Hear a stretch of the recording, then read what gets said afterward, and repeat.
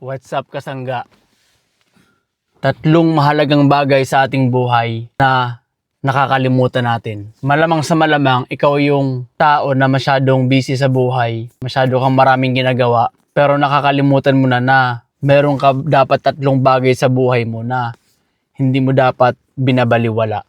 Kasi yung tatlong bagay na ito sa buhay mo, akala mo hindi sila mahalaga sa'yo kasi nandyan lang sila sa paligid mo eh. Pero pag itong tatlong bagay na to ay binaliwala mo, napakalaking impact nito sa buhay mo. Pwedeng saka mo lang marirealize pagka wala na itong tatlong ito sa buhay mo. Nga pala, kung ngayon lang tayo nagkita, ako nga pala si Jumil. Isa akong machinist, may 20 years ng karanasan sa pagiging empleyado na nagtatrabaho sa isang manufacturing company. At nagninegosyo rin na habang nagtatrabaho tayo, meron din tayong nilulutong negosyo para mabago yung ating buhay sa pag-ninegosyo.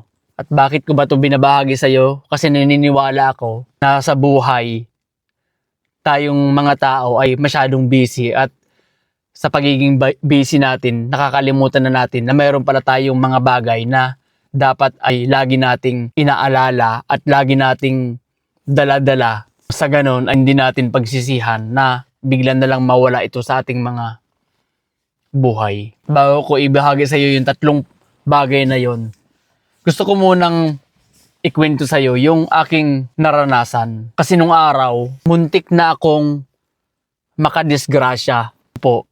Kasi nung ako'y nasa elementary pa lamang, nung ako'y nasa grade 6, siguro mga year 1999 or 2000, mga ganong taon. Ako po ay grade 6 sa mga ganyang taon. At yun nga, ako isang normal na bata, normal na estudyante. May kakulitan. Yung normal na nag-aaral, na pasaway din minsan. At isang araw nga, naalala ko, kami yung nakatoka o naka-assign sa paglilinis ng aming eskwelahan, ng aming paaralan. Kasi sa tanghali kasi niyan, ang aming routine ng paglilinis noon, sa tanghali, bago magsipag-uwian, maglilinis muna kayo. Mag-cleaners muna kayo. Kayo yung cleaners. At nung araw nga na yon, kami ang naka-assign sa paglilinis. Siguro mga 3 lalaki kami at siguro 3 babae din na mga kaklase ko. So naiwan na nga kami sa klase, as usual. Nag-uwian na yung mga kaklase namin. Tapos kami na lang ang mga naiwan na maglilinis at yung aming teacher naman, nandoon na sa kabilang room dahil time na to para magtanghalian. Kasi lunch break yun, di ba? So habang nag-uwian na nga yung iba, nagsimula na ngayon kami maglinis. At ako nga, nung araw, dahil nga may kakulitan ako, di ba, nababanggit ko nga na nung araw, nagpipedicab ako. Kaya kahit nung grade 6 ako, meron na akong naipon na pera sa pagpipedicab ko at ibinili ko ngayon yun ng pellet gun. Naalala niyo yung pellet gun na nung panahon namin, basta meron kang pellet gun, astig ka. Yung laruan na baril na may bala na bilog na plastic na pagka meron kang ganung laruan nung panahon mo, nung kabataan mo, sikat ka, rich kid ka. Kami, mahirap naman sa buhay, pero dahil madiskarte akong tao, nagpipidikab ako, pinag-ipunan ko yun hanggang sa makabili ako ng isa sa mga malalakas na pellet gun, yung tactical. Pag kami tactical ka noong araw, kulay puti yun na makintab na parang yung shape niya ay talagang malakas yun. Kumpara sa mga ibang klaseng laruan na mga double eagle, mahina yung double eagle. Pero pag may tactical ka nun, astig ka. Yun yung isa sa malalakas na maiksing laruang baril. Na pagka tinamaan ka nun, talagang masakit yun. Dahil nga sa napag-ipunan ko yung laruan na yon, talagang pinagyayabang ko yun sa mga kaklase ko. Dahil hindi ka basta-basta makakabili nun eh. Kaya ako talagang nabili ko yung galing sa sariling pagsisikap. Pinag-ipunan ko yun sa pagpapasada ko ng pedicab. So isang araw nga, so dala-dala ko yun sa eskwelahan. Dahil pinagmamayabang ko yun eh. Isang araw nga, nung kami na nga ang naglilinis, pagkatapos namin ngayong magsipaglinis, tuwang-tuwa ako at panay pa ang kanta-kanta ko habang naglilinis kami. Sa madaling salita, nagsipag-map na kami, nagwalis na kami sa paligid, inayos na namin yung mga silya para pagdating ng mga kaklase namin after ng tanghalian, maayos na yung aming classroom. So, nagre-relax na kami ngayon at tapos na lahat kami maglinis. Habang nagre-relax kami, kulitan, bilang bata, nagkukulitan, kwentuhan. Ako ngayon, binunot ko ngayon yung aking baril at pinagmayabang ko nga sa ibang kaklase ko, sa aming kasamahan sa paglilinis. Panay ngayon ang pabida ko na meron niya akong baril, ganun. Eh yung aking kaklase naman ngayon, na lalaki, niyayabangan ko, sabi ko, meron akong baril, ganun. Ang alam ko sa baril ko na yon, alam ko walang bala yon. Walang bala yon dahil tinanggal ko yung yung bala nun sa may magasin. Tinanggal ko lahat yon. Tapos panay ang baril-balik kong ganun. Kinasa ko ngayon yung baril ko na yon. Kinasa ko. So panay ang tutok-tutok ko dun sa kaklase kong lalaki. Tinututukan ko siyang ganun. Tapos sa malaya ko, tapos ginaganon ko, sinasight kong ganon dahil nga ganon sa baril-baril panay ang ganon ko sa kanya. Tapos tatago-tago naman siya, ganon, naglalaro kami ngayon. Madaling salita, dahil tapos na rin naman kaming magsipaglinis, naglalaro ngayon kami ng ganon-ganon. Eh wala kasi siyang baril Sa ako mayroon, pinagyayabang kong ganon-ganon. Sabi ko, barilin kita, ganyan. Malayo akong ganon. Tapos hindi ngayon ako nakontento, lumapit ngayon ako sa kaklase ko. Lumapit ako. Sabay ko ngayon kinalabit dahil nga alam ko naman wala naman bala yun eh. Ganun ko ngayon dito sa ulo. Dito sa may ganito. Saka ko ngayon kinalabit. Tang! Siyempre magtutunog yung ting! Yung parang tak! Ganun. Siyempre may bala yun na bilog na eh. Ganun yun eh. Kahit walang bala yun, tutunog yung ting! Pagkalabit ko ngayon ganun, sa malapit as in tinutok kong ganun. Sa laking gulat ko ngayon, nung pagkalabit ko ngayon, sa laking gulat ko, may balang tumalsik. At talagang sinturong-sintur dito yung tama ng kaklase ko. Ang sakit nun, sobrang sakit nun dahil yung pilit gun na yun, once tamaan ka nun ng malapitan, sobrang sakit nun dahil malakas yun eh. Talagang huli na ang lahat ng ma-realize ko na may bala pala. Kahit na tinanggal ko yung mga bala ng magasin ko sa aking laroang baril, meron palang isang natira doon. Nung paggasa ko siguro, baka may isang natira na isama doon. Kaya kahit tiningnan ko yung na ganun, alam kong wala. Nandun na pala sa loob yung bala ng pilit gun na yon. Kaya pag kalabit kong ganun, ang laking gulat ko nung may tumalsik.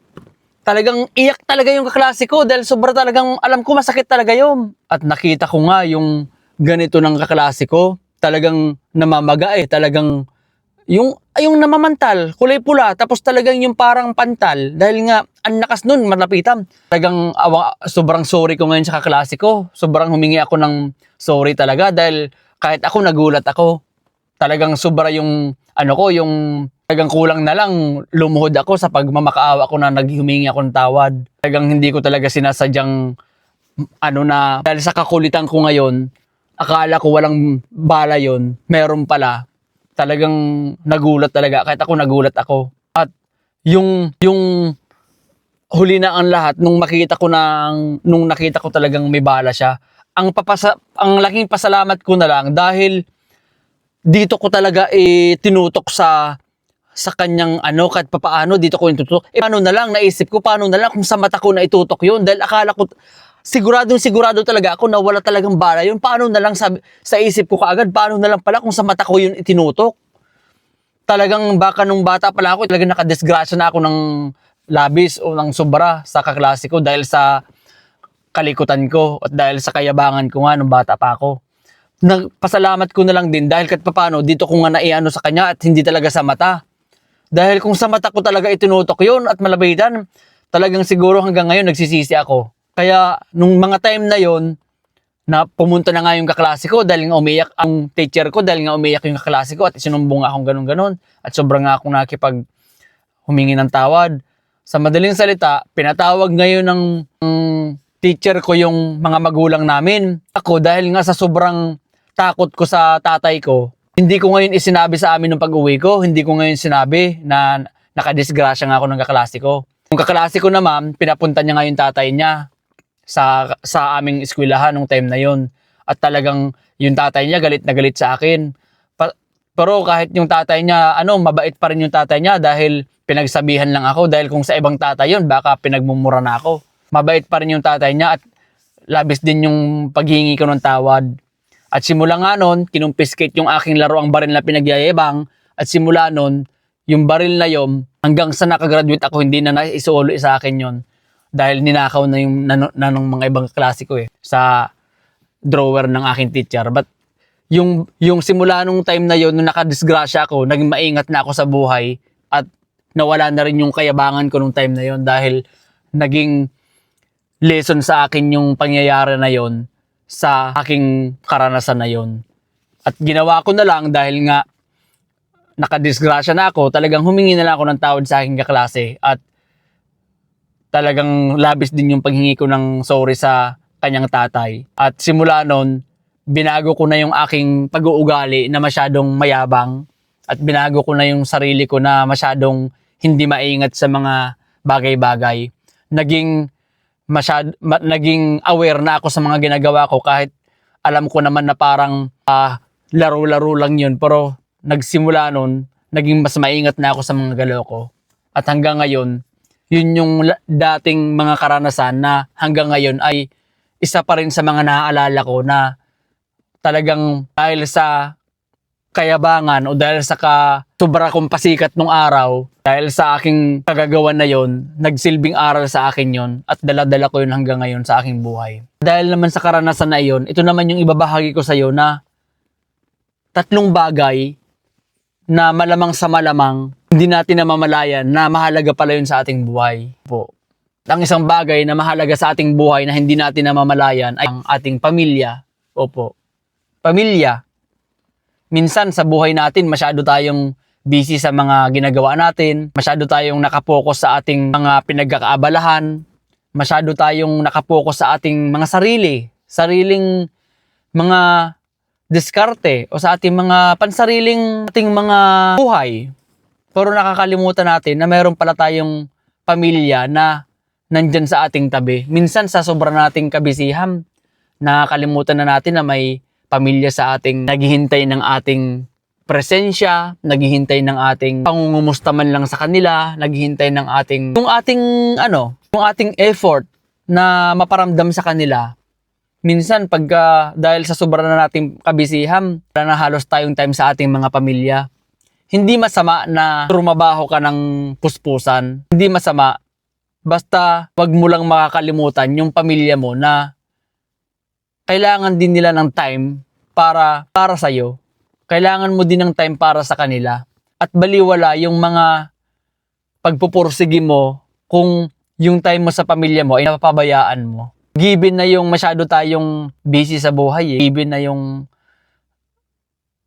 nagpupursige tayo Given na yung mahalaga sa atin yung oras Pero wag nating ilalabas sa buhay natin yung oras natin para sa pamilya. Kung may oras tayo para sa ating mga sarili o para sa ating mga pinagkakaabalahan, dapat may mas oras tayo sa ating pamilya dahil at the end of the day, ginagawa naman natin yung lahat para sa kanila. Simple lang na pangungumusta sa kanila, yung simpleng pagkumusta lang sa kanila, kumustahin mo ang kanilang mga araw, ay isa ng napakahalagang bagay yon para maparamdam sa kanila na nandyan ka pa rin sa kanila. Kaya yon ang isang mahalagang bagay na malamang sa malamang ay nakakalimutan mo ay yung ating pamilya. Yun po yun. Ang isa sa mga mahalagang bagay na malamang sa malamang nakakalimutan mo sa ating buhay ay ang kalusugan. Opo. Yung ating kalusugan, minsan kasi masyado tayong puspusan na magtrabaho, puspusan tayo masyado sa mga kabisihan, pero yung ating kalusugan napapabayaan pala natin. Minsan masyado tayong conscious sa ating mga sarili mismo, sa ating panlabas na anyo, sa ating mga mukha, sa ating mga sinusuot, pero nakakalimutan natin yung mismong ating kalusugan. Yun yung ating napapabayaan yung ating mga nakakain, yung ating mga ehersisyo, yung ating mga simpleng habit sana na para mas mapaganda yung ating kondisyon ng ating katawan. Baliwala yung mga paghihirap mo sa iyong mga pinagkakaabalahan sa buhay at baliwala din yung mga pinagsisikapin mo kung sa bandang huli ay bibigay yung katawan mo. Mas unahin mo kasangga yung kalusugan mo dahil yan yung ating pinakapuhunan sa ating buhay. Yung kalusugan natin, iisa lang yan. Once na may pumalya dyan at hindi mo na naayos yan, hindi ka na makakagawa pa ng mga bagay na mas ikaunlad mo dahil unang-una, may nararamdaman ka na sa iyong katawan. Tama lang na magsipag ka, tama lang na pursigihin mo yung buhay mo, tama lang na hapitin mo yung mga pinaniniwalaan mo na gusto mong gawin.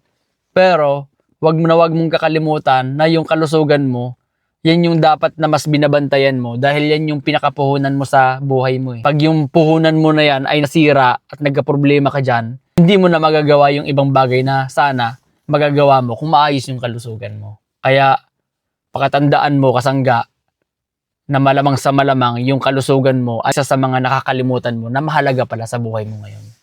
Yun po yun. At ang isang mahalagang bagay sa iyong buhay na malamang sa malamang ay nakakalimutan mo ay opportunity. Opo. Opportunity. Kasi minsan, sa buhay natin, maraming dumadating na pagkakataon na dapat ayun na sana yung bagay na yun eh. Pero dahil sa hindi mo binibigyang pansin yung bagay na yun, nakakawala. Yung opportunity, isang bisis lang yan dumadaan sa ating buhay eh. Pero once pinalampas mo yan, hindi na ulit babalik yan sa pinaniniwalaan ko.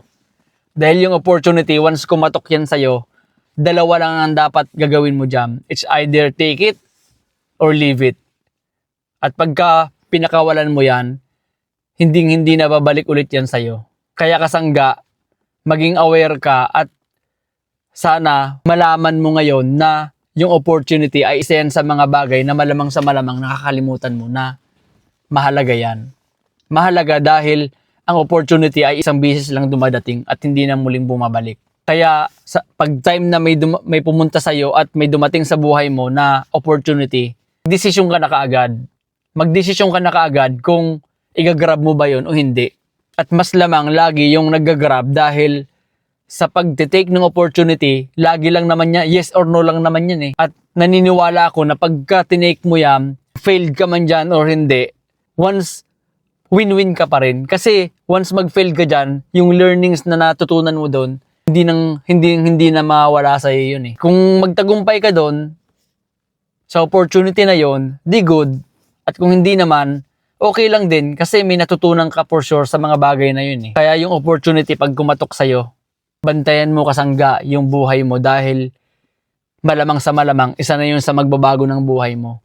Pero kung hindi mo igagrab yung opportunity na yun dahil akala mo hindi mahalaga sa buhay mo yun, doon ka maaring mamiss mo yung opportunity na yun. Sa buhay natin, marami tayong mga pagkakataon na dumadating yung opportunity.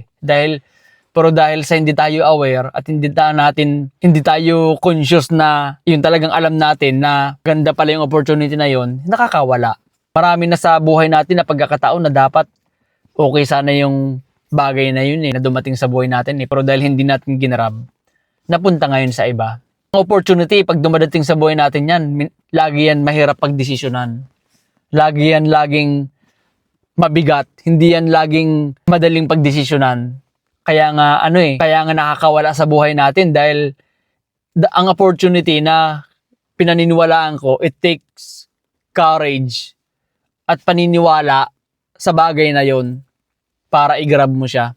Hindi yan parang isang tinapay na madaling kunin pag dumating sa buhay mo. Opportunity ay parang isang mamimili ka ng bagay na pag kinuha mo yon, hindi ka sigurado kung anong kalalabasan nito. Kaya it takes courage para gawin mo yung bagay na yun, para mag-jump ka sa opportunity na yun. Lagi mo lang tatandaan kasangga na yung opportunity ay minsan lang dumating sa buhay natin. At pagka hindi ka aware at binabaliwala mo lang to, na kahit dumating na sa buhay mo ay hinayaan mo lang na makalampas, hindi ngayon makakapunta sa'yo yung magandang bagay na sanang mangyayari sa buhay mo. Kaya simula ngayon kasangga, tatandaan mo na pag may opportunity dumating sa buhay mo, it's either take it or leave it. At sana piliin mong kunin yun dahil who knows, baka yun na yung magbabago ng buhay mo. Bakit ko ba ito sinishare kasi sa'yo kasangga? Kasi naniniwala ako na ang buhay natin ay puno ng kaabalahan, puno tayo ng kabisihan sa buhay. Pero hindi masama na paminsan-minsan pag-isipan natin yung ating mga ginagawa. Pag-isipan natin yung mga bagay-bagay na dumadating sa ating buhay. Sanay tayo sa buhay na lagi tayong sabak lang ng sabak. Sanay tayo sa buhay na sige lang ng sige. At busy tayo masyado sa ating mga ginagawa. Pero wag nating kakalimutan na may lagi tayong mga tatlong bagay sa buhay natin na napakahalaga na hindi dapat natin binabaliwala. Kasi ang kalaban natin dito, kung mawala sa atin yung mga bagay na yun na mahalaga sa buhay natin, kalaban natin dito na ma-miss yung mga pagkakataon na yun at saka lang natin makaka-realize kapag wala na sa atin itong bagay na to.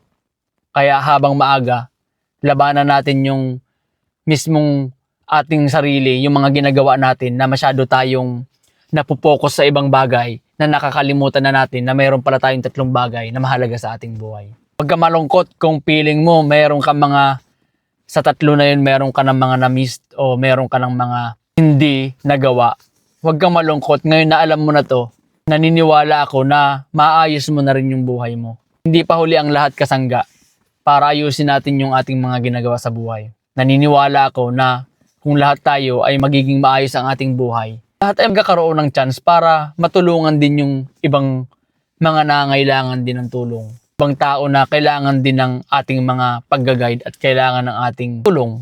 Kaya samahan mo ako, kasangga. Samahan mo ako na mapaayos yung ating buhay. Mag-join ka ngayon sa ating KAUPH.